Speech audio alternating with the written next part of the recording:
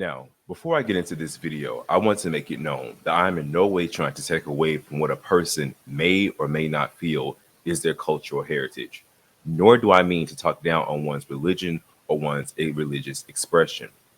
I understand that this short presentation will not totally do this topic justice, as I personally feel it is a bit more nuanced than many in our society has been led to believe. What I want to make clear is I personally believe that Cleopatra VII was a Macedonian Greek woman who may or may not have had an Egyptian mother. During this time period of the fall of Greek rule over Egypt, Egypt was a multi-ethnic society, where the Greek people of today view them or their ancestors as white.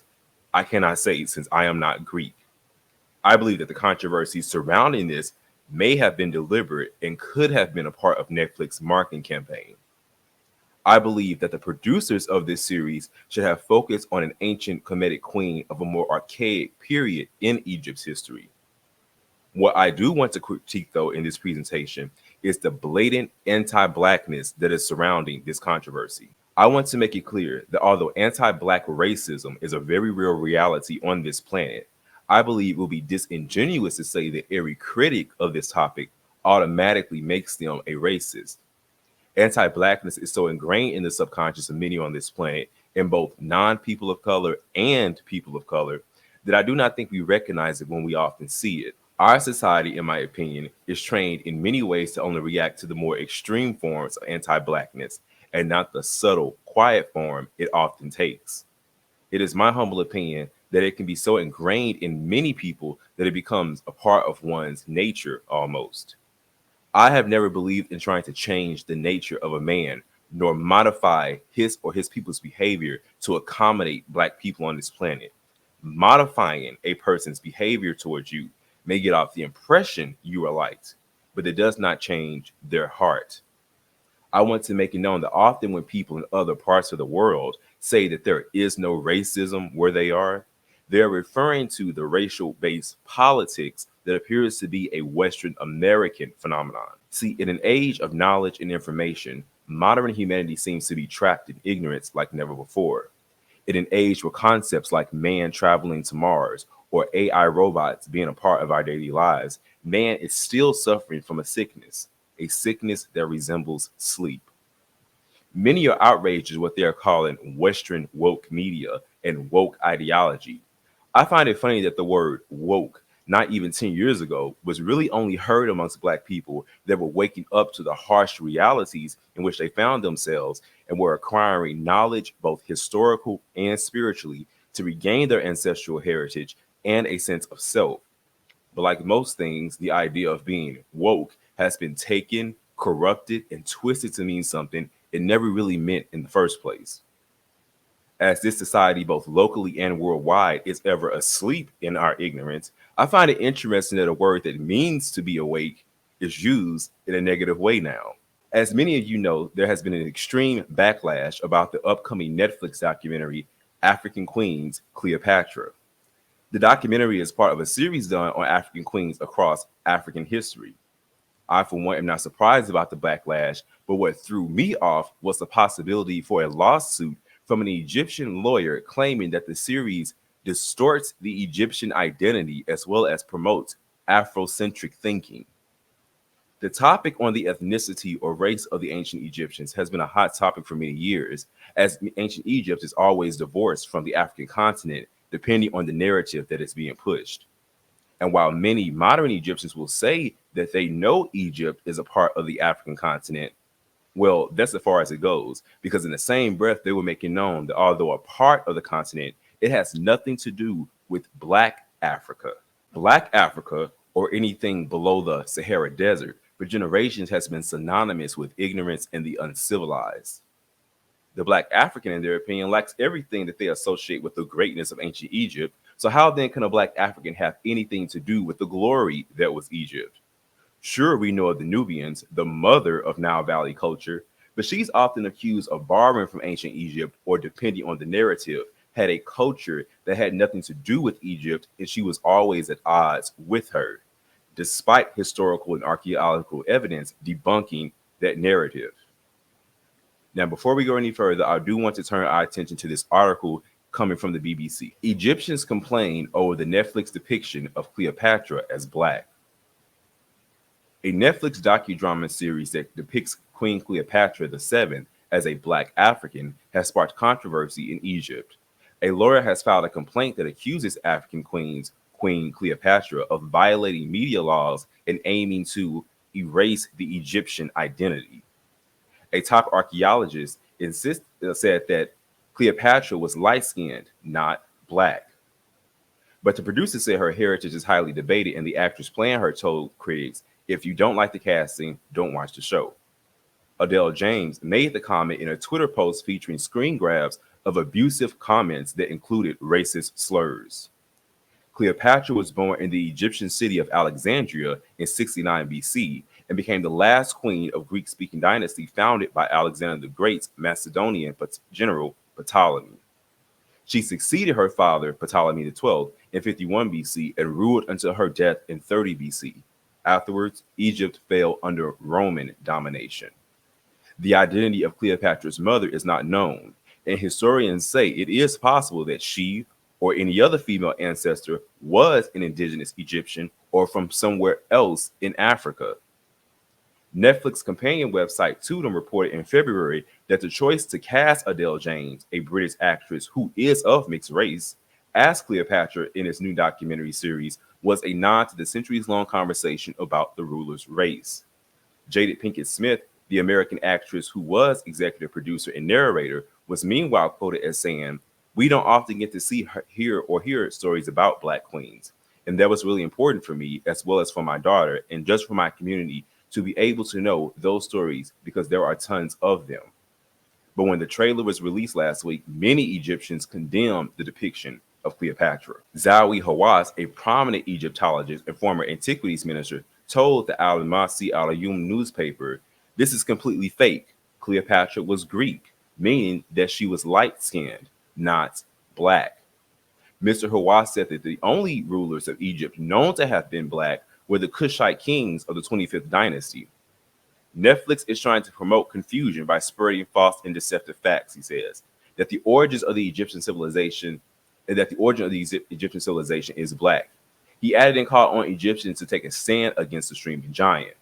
On Sunday, lawyer Mahmoud al-Samiri filed a complaint with the public prosecutor demanding that he take the necessary legal measures and block access to Netflix services in Egypt. He alleged that the series included visual material and content that violated Egypt's media laws and accused Netflix of trying to promote the Afrocentric thinking, which includes slogans and writings aimed at distorting and erasing the Egyptian identity. 3 years ago, plans for a movie about Cleopatra starring the Israeli actress Gal Gadot triggered a heated debate on social media, with some people insisting that the role should go instead to an Arab or African actress.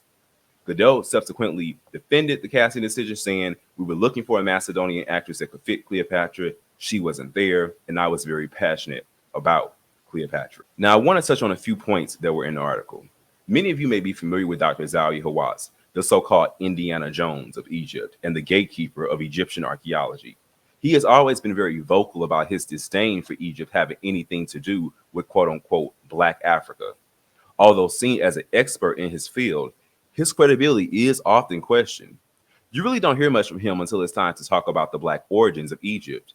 Not only has he gone toe-to-toe with so-called Afrocentric thinkers, but he has even been at odds with his own Egyptian brethren that dare speak of the African origins of Egypt or propose theories on African Egyptian history, on the ancient Egyptian history, that do not align with the mainstream narrative or the approved grouped think history on the history of Egypt. ZAHI HAWASS is also the same man that back in 2009 was said to have banned singer Beyonce from the pyramids while she was on tour there because of her quote-unquote stupid and rude behavior. I personally believe a lot of the obstacles that Black archaeologists and researchers have encountered in studying the African origins in Egypt have been because of this man. He states that Cleopatra was light-skinned, not black. The topic of blackness and what it means to be black is often debated. Is blackness simply regulated to the amount of melanin in one's skin, or is it much more deeper than that? As you can see on the screen, these light-skinned women are considered Black women. The actress portraying Cleopatra VII in the docudrama is herself a mixed-race woman, something we know Cleopatra was. Depending on who wants to claim Cleopatra, the percentage of what she is changes. One minute she's seen as being almost 100% Greek Macedonian, the next minute people speak on her as if she's 100% Egyptian. And if we can't agree on what she was, well, as long as she wasn't Black, that's all that matters.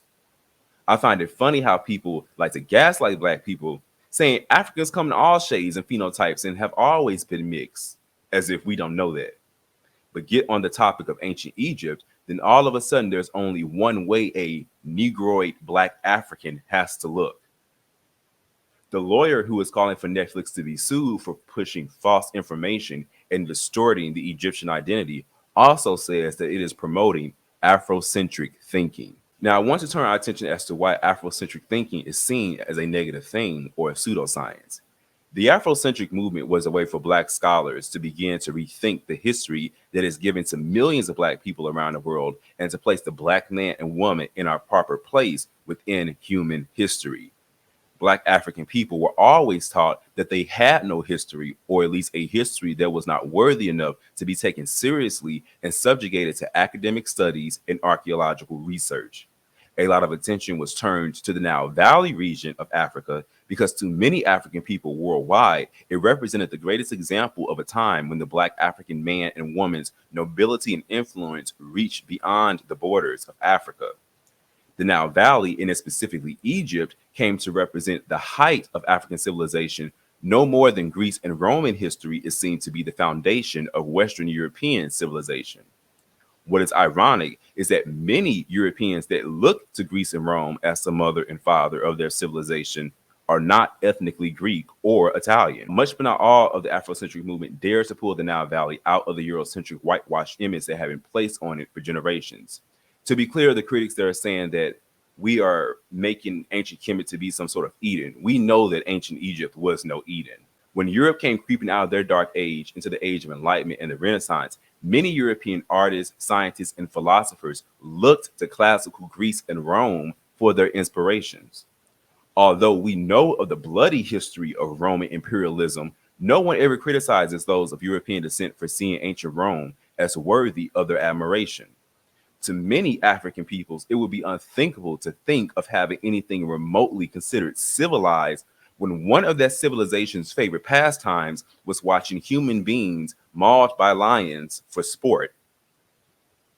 The Afrocentric's greatest sin, in my opinion, was to dare say that the Nile Valley, specifically Egypt, with its pyramids, great temples, and culture, was the product of an ancient African people. On top of that, the history and narrative of Black people who can be found outside of the African continent began to be seen in a new light and was no longer simply written off as being there because of slavery. See, as long as Black people are studying their history from the vantage point of being a slave or under colonialism or an approved area on the African continent, then there is no problem.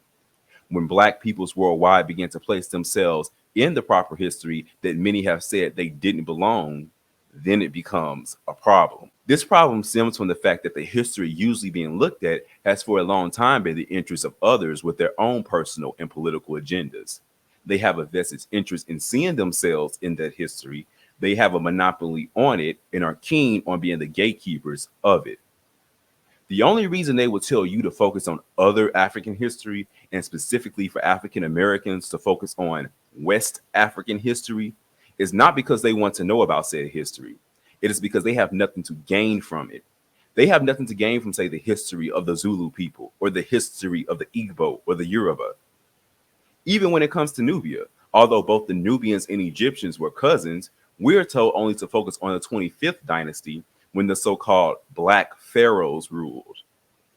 Many Greek people on YouTube defended their ancestors in saying the Greeks did not invade Egypt, that is an Afrocentric lie, but that they liberated Egypt. And yet the Nubians are said and accused of invading Egypt. They admit that those people were Black Africans, so there's no vested interest in them. Although ironically, the pharaoh of the Great Exodus is still yet to be given a concrete identity outside of speculation. A pharaoh that is named in the Bible did exist, but he also happens to be one of those black pharaohs. How is it that the ancient Israelites had contact and dealings with these black Africans of the Nile, even calling on their help from time to time, but Egypt is said to have had nothing to do with black Africans? Afrocentric is now being used as what I call thought termination, very similar to how conspiracy theory or conspiracy theorist is used. It is meant to cast doubt in the minds of others, so whenever something is brought up, it is immediately thrown away as being pseudo or false. But see, what happens if another documentary is produced on the history of the Nile with real, legitimate archaeological research, and because people may not like what is being said, it's simply written off as being Afrocentric? The dark side of the internet, meme culture, Twitter, TikTok, and YouTube intelligentsia is that people can read a few books and often feel themselves experts on a subject. The Afrocentric movement wasn't born during the age of social media, and there was a time when we had to listen to men and women that spent years in school and acquired PhDs and would travel to the places they were studying. Anti-Black racists online who are repulsed at the idea of an Afrocentric talking point know to point to the 19-year-old on TikTok making claims. They won't dare challenge an elder with 30 plus years of academic experience. The Afrocentric movement does not only focus on Nile Valley history, but has brought to light other African people's history that has gone unnoticed and ignored by the mainstream academia for generations. Although the critic of Afrocentric materials points to Western African Americans as the villain, few know that the real pioneers in restoring the history of the African origins of the Nile Valley were not Black Americans. Afrocentric hatred does not only come from the usual suspects, but also from other Black people. Many of you have heard of the term Hotep, a beautiful ancient word meaning to be at peace or to be content. In a derogatory term, it is used to shame now mainly Black men. The image of the Hotep has become a caricature in the Black community, similar to the Black preacher. The criticisms of Hoteps in reality doesn't really stem from the fact that these individuals are speaking on Black history or topics that affect Black people. It usually comes from the fact that these individuals are accused of upholding a cis heteronormative patriarchal worldview. These critics often say to leave Egypt alone. That's not us. Stop appropriating other people's culture. Okay, I would say then, why are you using another group of people's sacred language and words to describe the men and women in your community in a derogatory way? Things like this leads to racist memes online that you see that flood the internet, and even is giving rise to a "we was quains" meme. These "we was canes" or "we was quains" memes are mocking the dialect of Black people, particularly from the American South, whose dialect is often mocked as slave talk. Although I'm not here to say that all critics of these Hoteps don't make certain points, I'm reminded of a biblical passage that says, professing themselves to be wise, they became fools. Because of the unique plight that befell the African people, whose descendants would go on to be known as the African diaspora, many in the Afrocentric and Black conscious community are accused of trying to make a history for themselves or appropriating other people's culture in an effort to find themselves. One of the dilemmas that many in the African diaspora are faced with, though, is the fact that we are a mixture of many African ethnic groups. I, for one, know African Americans who have Fulani blood in them, and the Fulani are not only to be found in West Africa. One of the main arguments I've seen online are people saying that Black Americans need to focus on West Africa, that there are beautiful kingdoms and stories to tell there. While true, that's pretty much a nice, nasty way of saying, go over there, don't focus over here. I know this may come as a shock to many of you, but African Americans are not all descended from West Africa. I think we get lost in the chatter of West versus East Africa, not even realizing that there is an entire central region of the continent that we descend from that often gets ignored. Former American President Barack Obama is said to is African American, although coming from a mixed heritage, his mother being white, his father is Kenyan. Anyone with even a remote interest in African ethnic groups know that the Nilotic peoples that inhabit Kenya are said to have migrated from the Nile Valley region, or still in some small groups inhabit the Nile Valley, because the Nile Valley was inhabited at one point in human history by many African ethnic groups that came together to form what we know of as Kush and Kemet. Kemet became a symbol for African unity, a testament to the power what African peoples are capable of when coming together. I remember when former president was running for office, his image was often superimposed on images of the heretic king Akhenaten. And he was even joked about how his image resembled an ancient Egyptian hieroglyph of a human face. In a world that seems hell-bent on the separation of African people, even when we think to come together, knowing that we come from different cultures, different ways of life, then certain bad actors begin to make our differences stand out more. Differences in culture, or the way we dress, or the way we talk, etc., are blown out of proportion to keep the idea that you aren't the same. These conversations then become more focused on our differences than what we have in common. And if there is one thing we know about human nature, is our tendency to want to make ourselves unique and our differences stand out. I'm not here to tell you Black people were the ancient Chinese, ancient Israelites, and original Native Americans, or that Egypt, over its thousands of years of human history, was 100% Black African, because I personally do not subscribe to that belief. I know people really need to believe that the Afrocentric movement all agree on the same thing, but I'm sorry to break it to you, they don't. Even right now in the United States, there's a growing community of African Americans who believe that we are actually the original Native Americans and that the transatlantic slave trade was a lie. Black Americans have been in America for so long now that many tie their identity to this land because they have been displaced and removed from Africa for generations at this point. Majority of Black people in our right minds outright reject this claim, since it is not rooted in any historical fact or science. Now, there isn't to say that there are no Black Americans here who do not have Native ancestry or Native blood in them, but to make such outrageous claims in the face of facts is dangerous.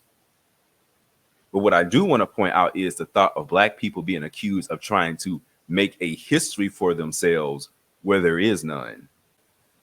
The History, National Geographic, and Discovery Channel have for a very long time aired programs that in reality really distorts the identity of the ancient Egyptian people, whether you believe they were Black Africans or not. A lot of the archaeology that is done in Egypt since the beginnings of what we know of as Egyptology or Egyptian archaeology isn't really to understand the history of these ancient peoples. It is to support and sustain the idea of a biblical narrative. A lot of the archaeology done in that area of the world is to find something, anything, from a coin to a half-worm eaten manuscript, as long as it can point to the authenticity of the events in the Bible as historical facts. Now, I'm not here to speak down on anyone's religious beliefs, but there are millions of people right now in the world that look to these holy books not just simply as words of a divine creator, but as actual history. Whether they're looking for evidence of a historical Jesus or a historical Moses, the search to authenticate this history is ever pursued. Not to mention, the biblical story of the Exodus from Egypt is literally seen as a major event in the origin of the Jewish people. I remember not too long ago watching a documentary on the Exodus, and the researcher tried to paint a picture that the Egyptian government is literally keeping certain parts of Egypt under lock and key because there is irrefutable evidence of the Exodus there. Because this history has yet to be authenticated and proven as fact, and although many historians and archaeologists doubt the authenticity of this history, would we then be wrong in saying that these people are trying to make a history for themselves where there is none? In the case of this Cleopatra documentary, Black people are being accused of taking away from one's cultural heritage and appropriating it. But who should you be more offended at? Those that say Black Africans had a hand in building a civilization on the continent of Africa? Or so-called learned scholars digging up your ancestors to prove that a god nearly destroyed your civilization in an attempt to prove himself God Almighty to his chosen people?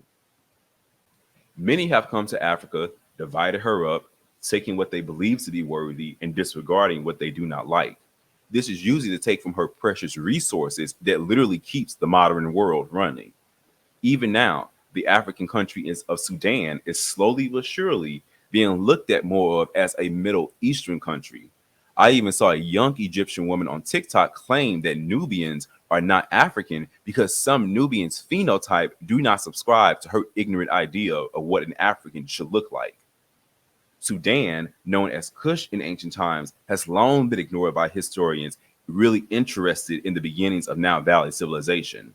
Although hosting more pyramids in Egypt and the Nile Delta, it is seen as being something distinct from Egypt and is labeled exclusively as Black Africa. Now, should African peoples worldwide instead focus on the history of Kush and Nubia and supporting and uplifting our Sudanese cousins? What happens should something be discovered under the sands of Nubia that rivals ancient Egypt? I guarantee you, Nubia being Black African history will suddenly become Middle Eastern history. On top of that, Nubia or Nubian, which not only historically has been used to refer to the people, but as a word embraced by Black peoples worldwide to describe ourselves, being pretty much synonymous with Blackness, would surely then be seized by the appropriation police as to why Black people can no longer refer to themselves with that word because that's not you. While writing this, I came across a video from British reporter Piers Morgan where Egyptian comedian BASSEM YOUSSEF, debating a Black journalist, Ernest Owens, goes into a passionate speech about how this documentary and Afrocentric thinking is stealing his culture. He says that the Egyptian government even banned the Cleopatra movie of the 60s starring Elizabeth Taylor, but you have to listen carefully as to why. He states this as if the banning was due to a white actress playing Cleopatra, which can give off the impression the Egyptian government has always been trying to stop this death of culture. But in reality, the reason that the Egyptian government banned the movie was not because a white woman was portraying a Macedonian Greek who may or may not have had an Egyptian mother, but because Elizabeth Taylor was a practicing Jew who supported the state of Israel. At the time, Israel and Egypt were considered enemies, and dealings with Israeli people was shunned upon. He even points to the casting of Israeli actress Gal Gadot of Wonder Woman fame as being inappropriate as well. But he makes it known it really didn't have anything to do with her skin color. It's because Gal Gadot, an Israeli, is vocal about her support of her government. I also find it funny in using Black journalist Ernest Owens, who, from my knowledge, is not an expert on ancient Egyptian histories. Why not bring on a scholar with years of research under their belt to go back and forth with him? Also, I find it interesting that not only did they use a Black man to talk to him, but a gay Black man to talk to him. Nothing against Mr. Owens' sexuality, but it doesn't take a rocket scientist to understand how historically Egyptian culture views LGBT rights. And if you look under the comments, you see people, Egyptians or other groups of people, pointing it out that he's gay. Now to the lawyer that seeks to sue Netflix over what he claims to be distorting the Egyptian identity. Since you yourself, Mr. are an Egyptian, then let us stand before the scales of Ma'at and see if any of this is rooted in truth. I am no way saying that Egyptians have always felt that Hollywood was trying to distort something of theirs. Merely point out that outrage online is one thing. Taking things to a court of law to have a multi-billion-dollar media company banned in an entire country over one documentary portraying a woman as Black is another. Where was the lawsuit when European actors Christian Bale and Joel Edgerton played Moses and Ramses? They aren't Egyptian or Jewish. Where was the lawsuit where in that same movie actors John Turturro of American Italian descent or Sojourner Weaver, another European woman, portrayed Seti I, arguably one of Egypt's greatest kings, and Queen Tuya? Ben Kingsley, one of Hollywood's favorite go-to Egyptians, has portrayed ancient Egyptian men for decades on screen, including Spike TV's miniseries on King Tut. He's of Indian descent, not Egyptian. Or what about suing Spike TV for using actor Avant Jogia, a Canadian actor of Indian descent, to portray King Tut, arguably one of the most famous ancient Egyptians next to Cleopatra VII? Or what about Arnold Vosloo, the actor famous for his portrayal of Imhotep in the Mummy franchise? He's South African and American.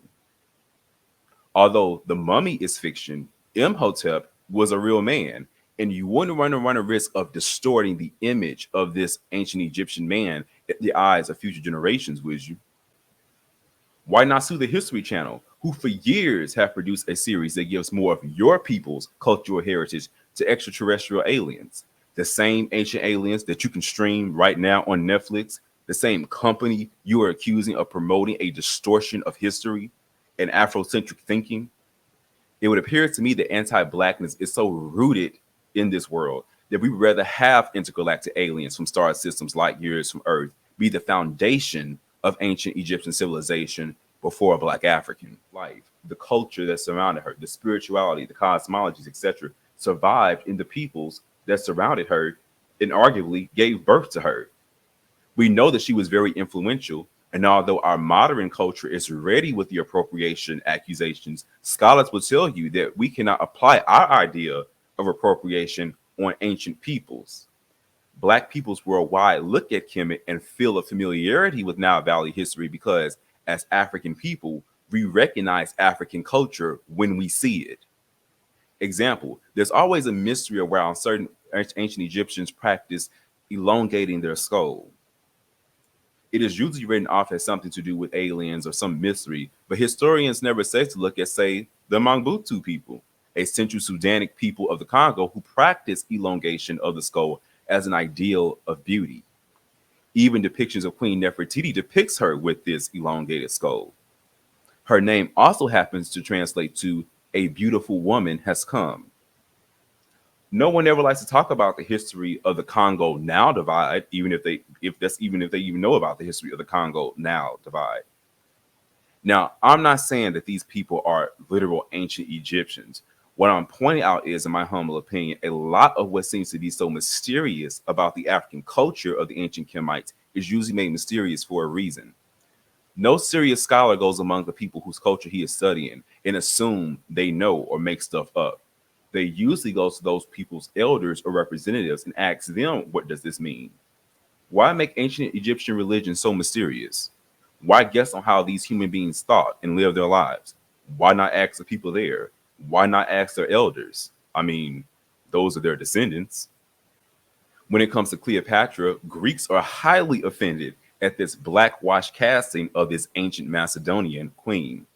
Like I told y'all, I for one consider Cleopatra Macedonian Greek from Macedonian Greek lineage. But since the Greeks are offended, why not use your own ancestors' own written accounts of how they saw and observed those quote unquote dark-skinned people with woolly hair? Herodotus, the so-called father of history, made it known how they saw the people of the Nile Valley. I find it funny though when it comes to on this subject, then all of a sudden he becomes mistaken, or his histories may not be all that accurate, or that blackness or dark skin doesn't mean the same thing that we're trying to say, like we say it today.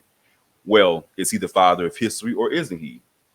If he couldn't get something that's right and as simple as observing the physical appearance of other human beings around him, then why should we regard him as the father of anything? The Greeks knew that there was a so-called, or they called them a race of Ethiopians. But herein lies the problem. Ethiopia as it exists today isn't the Ethiopia of antiquity. At one point, Ethiopia referred to a large part of Africa below Egypt and Libya. If you look up the definition of Ethiopia in its archaic meaning, it simply meant Black African. Now, of course, the identity of Ethiopian people seems to be different today, but we're referring to a different time period. A specific ethnic group of Ethiopian people today are often admired as to why they do not appear to look like other quote-unquote Negroid Africans, their appearance being seen as having more European features. Because anti-Blackness is so ingrained in many, whenever we hear ancient sources or even the Bible refers to an individual or a group of people as Ethiopian, our tendency is to want to point to the ones with the more European-looking features. But for argument's sake, say if we are talking about the country of Ethiopia today as being the Ethiopia of the ancients, there are more than 10 ethnic groups of Ethiopians in Ethiopia today. The Greeks clearly knew and had a relationship with these so-called Negroid Africans as depicted in their art. The Greeks speak on how their gods love being amongst the blameless Ethiopians. And even if we were to make the case that the Greeks only knew of the people of North Africa, then we run into another problem, because we're led to believe Negroid Black Africans never had anything to do with North Africa. And let's be clear, the only reason we're made to believe these Africans had nothing to do with North Africa is because Egypt is in North Africa, as well as North Africa being a major part of the ancient Mediterranean world. I'm in no way saying that the peoples of North Africa today are not indigenous or do not view themselves as an African people. I'm really pointing out a common lie that is often told. Many of prophets talk about how the Greeks did not see race the same way we see it today, that we are not to place our modern definitions from a Western perspective onto the thoughts and ways of ancient people.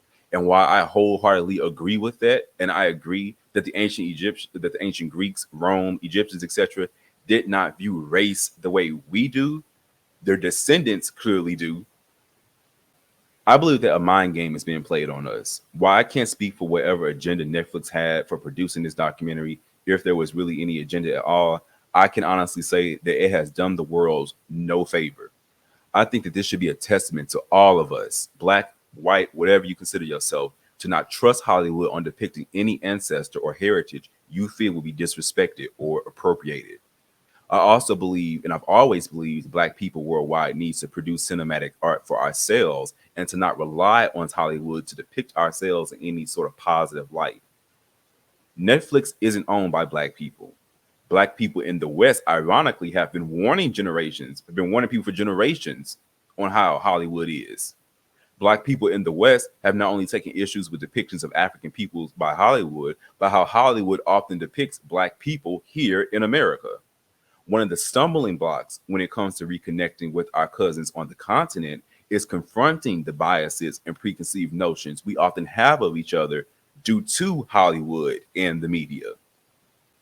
I find it funny how this Netflix controversy, Black people or the West are talked about as if we don't understand Africa is a diverse place with diverse people and a diverse history. Yet the same people around the world often take depictions of Black Americans on TV and in the media with face value. There is no effort to truly want to understand. What we do is we get on YouTube, type in Afrocentric, take whatever biases we already have in our head, click on the first video we see, and we run with it. It happens on both sides. Because if all of us were to be weighed in the balance, we will be found wanting. I do want to say I think serious scholars of the Afrocentric and Black conscious community needs to do a far better job with confronting those of African descent that push false history online that can be often taken as facts, especially in the minds of young, impressionable Black adults who are waking up to their history and rejecting the narratives taught to them as children. We are so focused on always combating the quote-unquote white man, but rarely our own. To my young Black brothers and sisters that are listening to this, that may be waking up to your history, rethinking things, I advise you from experience to check the sources. Be patient with yourself and do the research. If you see something on social media that speaks to you, do not simply take it at face value. Look through it with a fine-tooth comb because clearly there's a grain of truth in there that resonates with your blood. Do not get caught up in the cult of social media personalities and social media celebrities in this Black conscious field. Know the difference between a theory and a fact. It is okay to listen and read scholarly works by historians that may be of European descent. Contrary to popular belief, not all of them are lying. Try not to get caught up on speculation. I know it's interesting to speculate on whether we were African Anunnaki Jedi gods on Atlantis, but try to stick to what the ancestors left us. And if you are confused as to where you're to start on your African journey, spiritual journey, start with the ancestors. They will guide you. There is no need to try to find your identity. It's already in you.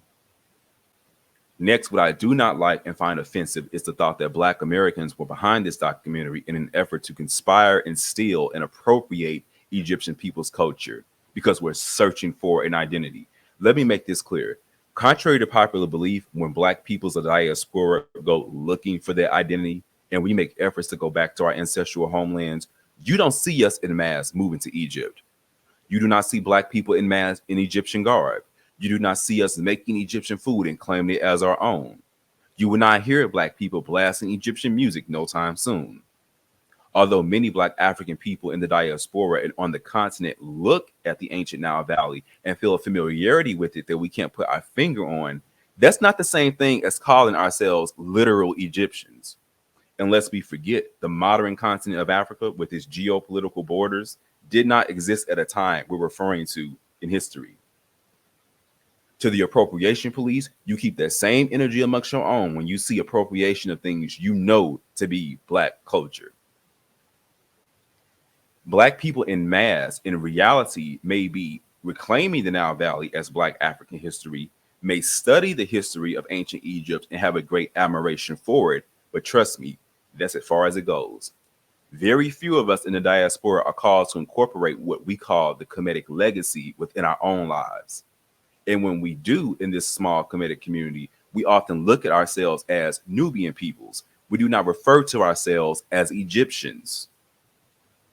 I understand how culture and the need to guard one's culture is becoming an increasingly sensitive subject in an age where globalism poses a threat of making all of us somewhat a monoculture with this hive mind. I think we can all agree Netflix fumbled the bag with this one.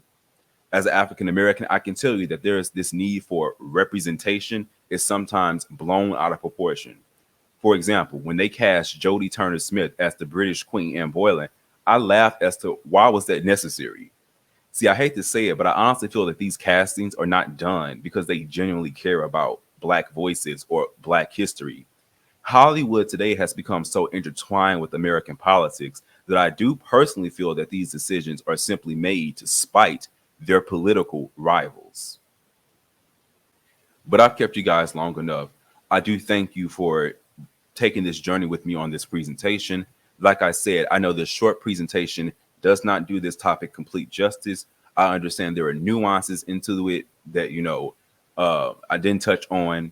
You know what I'm saying? It's okay if you don't agree with what I'm saying. Like I said, my main thing was trying to point out the blatant anti-Blackness that is surrounding this. Whether or not you agree that Cleopatra was Black or whatever your definition of Blackness is. And I find it funny when things like this start happening, then this idea of Blackness is all of a sudden made to seem different than what it typically is kind of associated with. But that's neither here nor there. And one thing I do want to call out and say is, I like watching, these media channels on YouTube that, discuss me. I love movies. So, they discuss movie news and things like that. And one of the things I've noticed, especially when it came to this Netflix controversy, is this idea that everybody is, they're rewriting history and we got to preserve history. Let me make this clear.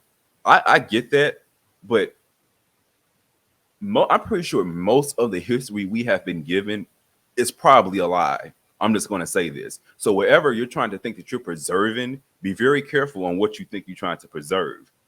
99.9, well, I ain't gonna say 99.9% of us, but a great majority of us in ancient times probably would have been peasant farmers or not connected to any type of royalty and anything like that.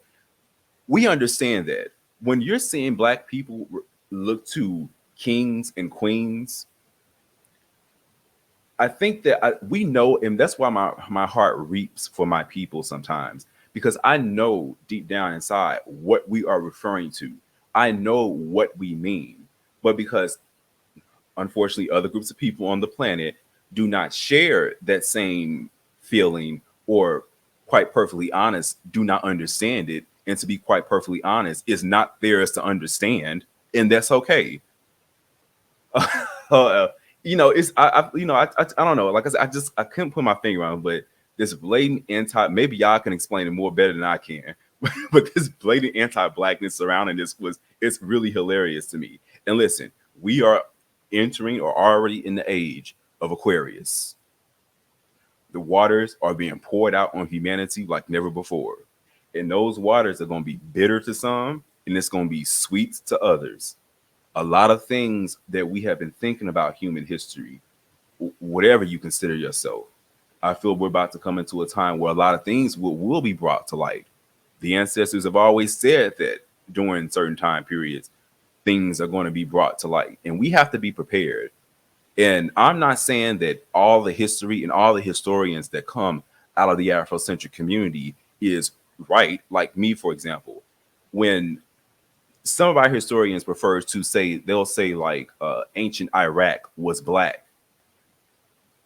I think we do have to be careful on the language that we're using. I understand what they're saying, but I do think that we have to be careful because clearly when you start getting on this black word, it's met with a lot of resistance. And you know, even when we look at so-called black Iraqis or black people in Iraq, you know, it's usually written off at, oh, they're there because of slavery and things like that. But when you talk to these people, they act as if they're indigenous, that they've always been there. So it really, you know, I think that we kind of have to just be careful with some of the language that we use, because even though I understand what we as a people are trying to say, unfortunately, the world doesn't take it as such. And, you know, it's unfortunate, but hey, it is what it is. And maybe, you know, as we go into the future, things can be done. And I think that this needs to be a wake up call to the Afrocentric and Black conscious community that we need to change some of our tactics. That's just my opinion. But let me know what you guys are thinking. Like I said, I know this conversation is a little bit more nuanced, but I did just want to point out certain things that I was thinking and was feeling in my heart. I hope you all are being safe out there. Have a great evening. Comment below, like the video if you liked it, dislike it if you didn't like it. It is what it is. And you know, you guys, I don't get on this channel quite often, only when I feel like I have something to say. And you all have a blessed evening.